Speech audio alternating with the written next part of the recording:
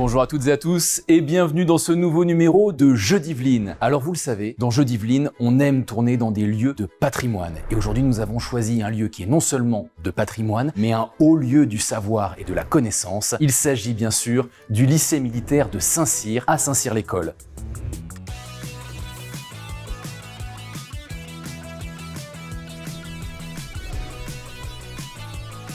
Quel plaisir, quel bonheur de vous retrouver pour un nouveau numéro de Jeux d'Yvelines. Et aujourd'hui, pour ce premier numéro, nous recevons Pierre-Louis, bonjour. Bonjour. Et Hugo, bonjour. Bonjour. Merci beaucoup d'être avec nous. Alors, en début de Jeux d'Yvelines, évidemment, on parle toujours un peu de passion. Donc moi mes passions, j'ai principalement l'histoire, j'aime énormément l'histoire depuis tout petit, notamment avec la lecture. J'aime aussi pas mal le sport. De l'escrime, du foot, de la voile, du catamaran, du ski, en fait vous faites vraiment tout. J'aime faire du sport. Quel est votre personnage historique peut-être le plus inspirant? Forcément avec l'histoire du lycée, forcément le général de Gaulle, et avec sa force d'esprit d'avoir pu dire non à un moment de l'histoire qui a été compliqué pendant la Seconde Guerre mondiale. Hugo, est-ce que vous pouvez me parler un petit peu de vos passions? Qu'est-ce que vous faites dans la vie? Peut-être même à l'extérieur de l'établissement? Du coup, moi je suis passionné de politique, je fais un peu de cuisine aussi, et sinon en dehors de l'établissement, je suis aussi pompier volontaire, où depuis un peu plus d'1 an et demi, ça peut que m'apporter du bien. À partir de quel âge on peut s'engager en tant que pompier volontaire? Du coup, à partir de 13 ou 14 ans, on peut s'engager en tant que jeune sapeur-pompier, un engagement qui a duré 4 ans, à la suite duquel du coup on devient pompier. Moi je suis pas passé par cette étape-là, je suis directement devenu pompier. Du coup j'ai candidaté sur le site internet de mon département, et sinon on peut directement aller voir une caserne et demander au chef de la caserne un dossier d'inscription. Merci beaucoup pour ces précisions et félicitations pour votre engagement. Alors aujourd'hui, nous jouons pour gagner quelque chose forcément. Quels sont les lots que vous allez gagner? Enfin, que le gagnant gagnera.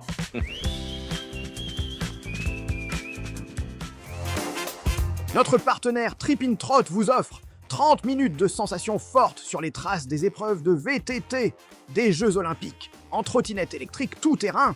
Accompagné d'un guide, venez défier les pentes de l'un des points culminants d'Île-de-France. Repartez avec vos photos et vidéos de ce moment sensationnel. TV78 vous offre un ensemble de goodies. TV78. Le Petit Futé vous offre un guide des Yvelines, un carnet de voyage, un citybook et une revue Petit Futé, le mag. Est-ce que ça vous motive? Oui. Bien sûr. Très bien, je me sens à fond. Sans plus attendre, Pierre-Louis, Hugo, voici la première question. Qui est l'auteur du blason du Tartre-Gaudran, plein de malice, dessiné en 1993? S'agit-il d'André Franquin, d'Albert Uderzo, de Jean-Jacques Sampé ou de Hergé? À vos buzzers. Pierre-Louis? Jean-Jacques Sampé. Non. Hugo? Albert Uderzo. Albert Uderzo, c'est une excellente réponse. Alors Albert Uderzo, le créateur d'Astérix, possédait une résidence au Tartre-Gaudran. Il a même été conseiller municipal. Très attaché au village, il a offert ce blason en 93 à la commune. Pour l'anecdote, la voie qui mène à sa propriété s'appelle aujourd'hui l'allée de la Serpe d'Or. Alors son blason détourne celui de la ville de Paris. La célèbre nef a été remplacée par un sabot flottant accompagné de la devise « Nec mergitur item », il ne coule pas non plus. Un point pour Hugo, vous ouvrez le score, félicitations. Nous poursuivons avec la deuxième question. Quelle est la différence entre le lycée militaire de Saint-Cyr et les autres lycées de l'éducation nationale? C'est un lycée privé et un internat, les élèves sont en uniforme et en externat, les professeurs sont des militaires, les élèves sont en uniforme. Pierre-Louis? Réponse D. C'est une bonne réponse. Les élèves sont en uniforme. Vous égalisez du coup, un point partout. Alors évidemment, ce n'est pas la seule spécificité de l'établissement et nous avons eu l'occasion d'en discuter avec le colonel Martial Rembolt. Regardez cette interview pour en apprendre plus sur le lycée de Saint-Cyr. Merci de nous accueillir dans ce lieu. Alors est-ce que vous pouvez nous expliquer ce qu'est le lycée militaire de Saint-Cyr? Alors le lycée militaire de Saint-Cyr est un établissement scolaire public qui est ouvert aux jeunes qui veulent poursuivre une scolarité au lycée ou dans les classes préparatoires ou au BTS. Notre vocation est double. Nous formons des lycéens essentiellement des enfants de militaires, entre 70 et 80%, à cause des fortes suggestions que peuvent connaître leurs parents, déploiement opérationnel, projection à l'étranger. Et donc le lycée leur garantit, avec un internat de longue durée pour l'ensemble de nos élèves, une scolarité continue et de passer leurs examens dans les meilleures conditions. Pour nos élèves en classe préparatoire ou au BTS, cyber, ce sont des étudiants qui, eux, ont une autre vocation. Ils veulent rejoindre le ministère des Armées et ils bénéficient ici d'une structure particulièrement adaptée, avec les mêmes facilités d'enseignement, d'internat et de connaissances d'environnement militaire qui les préparent déjà à leur future carrière. Est-ce que vous pouvez nous rappeler en quelques mots l'histoire de ce lieu? Comment est-ce qu'on en est arrivé à avoir cet établissement? L'histoire commence en 1686 avec Madame de Maintenon qui décide de créer cette école pour recueillir des jeunes filles et assurer leur éducation. Elle se poursuit avec l'école spéciale militaire de Saint-Cyr, ça c'est l'époque napoléonienne, et en 1944, alors que le lycée est occupé par les Allemands, il est bombardé par les bombardiers britanniques et l'école est quasiment rasée. Il faudra attendre 1966 pour sa reconstruction. Tel un phénix, c'est le général de Gaulle qui était ici élève, qui est chef de l'État, qui décide de sa réouverture. Le lycée accueille d'abord des collégiens, puis des lycéens. Et donc voilà, notre histoire d'éducation se poursuit depuis 60 ans. Et donc là, vous allez fêter les 60 ans de cette renaissance. Qu'est-ce qui va se passer pendant cette année de festivités? Alors, le début de l'année festive des 60 ans, pour commémorer évidemment cette réouverture, ça va se faire à l'occasion d'une prise d'armes, comme nous savons faire entre militaires. Je vais essayer d'accueillir un maximum de nos anciens élèves. 19 306 exactement élèves sont passés ici dans nos rangs depuis son ouverture en 1960. J'espère que nous serons nombreux parce que les élèves sont attachés au lycée, attachés à leurs professeurs et aux cadres qui les ont fait grandir. Alors vous le savez, Jeux d'Yvelines, c'est un jeu de questions-réponses où on en apprend énormément. Est-ce que vous avez un mot peut-être à dire aux candidats, aux candidates qui vont s'affronter tout au long de ces numéros? D'abord, bon courage, c'est un magnifique défi. Je vous invite évidemment à vous donner au maximum, à donner le meilleur de vous-même. C'est ce qu'on demande à nos élèves, c'est comme ça qu'on grandit, c'est le principe même de l'excellence. Bon courage. Merci colonel pour ces mots. Nous poursuivons avec cette question tradition. Nous sommes toujours dans les Yvelines, je le rappelle. À quelle occasion les phrases « vivra pas, crèvera » ou « tordu, bossu, cocu » étaient-elles prononcées? Lors d'un mariage jugé mal assorti, à la sortie d'un enterrement, à la sortie d'un baptême si les enfants n'étaient pas récompensés ou pendant le carnaval du village? Hugo? Réponse C, donc à la sortie d'un baptême si les enfants n'étaient pas récompensés. Et c'est la bonne réponse.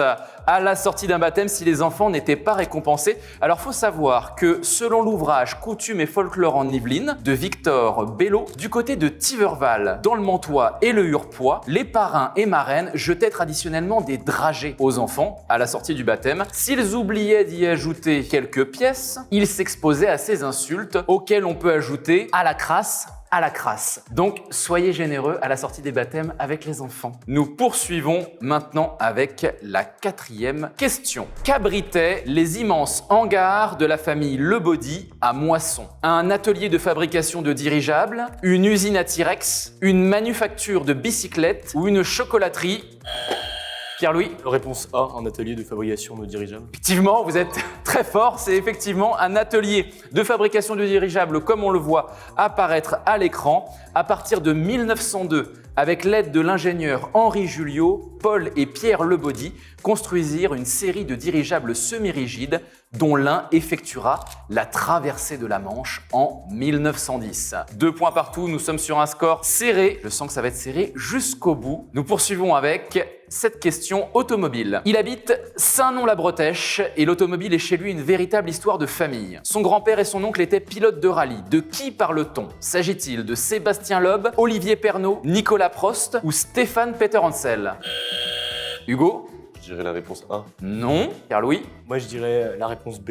C'est effectivement Olivier Pernaut, le fils du journaliste Jean-Pierre Pernaut. Il est aujourd'hui pilote et manager de l'écurie Ores Racing, engagé notamment en Ligier JS Cup et sur le Dakar. Et nous allons attaquer les 2 questions, chacune valent 3 points. Donc en fait, tout peut encore basculer. Les questions de Maître Renard, notre partenaire Petit Futé. Maître Renard, quelle est la première question que vous avez sortie de votre chapeau? Nous vous écoutons. Le parcours du Paris-Nice 2026 a été dévoilé à Versailles en décembre dernier. À cette occasion, 3 communes des Yvelines ont été mises à l'honneur. en devenant ville de départ des 2 premières étapes. Quelles sont ces 3 villes yvelinoises? A. Poissy, Thoiry et Rambouillet. B. Achères, Carrière-sous-Poissy et Épône. C. Versailles, Saint-Germain-en-Laye et Houilles. D. Mantes-la-Jolie, Les Mureaux et Conflans-Sainte-Honorine. Hugo? C'est Non. Réponse A. Et non, personne ne marque sur cette question puisqu'il s'agissait de Achères, Carrière-sous-Poissy et Épône. Il faut savoir que le Paris-Nice est accueilli depuis des années dans les Yvelines pour la première étape. Avec ces 3 communes, ce sont désormais 32 villes yvelinoises qui auront accueilli la course depuis sa création. Donc personne ne marque. Nous sommes toujours à 3 points pour Pierre-Louis contre 2 pour Hugo. Nous poursuivons avec la deuxième question de Maître Renard, une question qui du coup nous apportera forcément un vainqueur. Maître Renard, votre deuxième question, je vous en prie. En 1685, pour agrandir le parc du château de Versailles, Louis XIV prend une décision radicale. Il fait déplacer un village situé sur la route de Saint-Cyr. Seule trace visible aujourd'hui de ce village disparu, la cloche de son église. Quel était le nom de ce village? A. Buc. B. Fontenay-le-Fleury. C. Choisy-au-Bœuf. D. Bailly. Choisi au bœuf. Pierre-Louis, oui, tout à fait. C'est effectivement Choisy au bœuf ou Choisy au bœuf. C'est une excellente réponse. Il faut savoir donc, on l'a dit, c'était pour agrandir le château de Versailles. La population vient s'installer alors à Saint-Cyr-l'École. La population de la ville de Saint-Cyr-l'École compte 200 feux fiscaux à ce moment-là. Comprenez, 200 familles. Et donc, cette cloche, où est-elle aujourd'hui? Elle est chez vous, non? Bien sûr. C'est juste derrière la chapelle. Et ben voilà, donc il y a plein de belles choses au lycée militaire de Saint-Cyr, dont cette cloche. Merci beaucoup. C'est donc vous, Pierre-Louis, qui remportez ce numéro de Jeux d'Yvelines. Félicitations. Bravo. Évidemment, Hugo, vous ne partez pas sans rien. Regardez ce que vous avez gagné.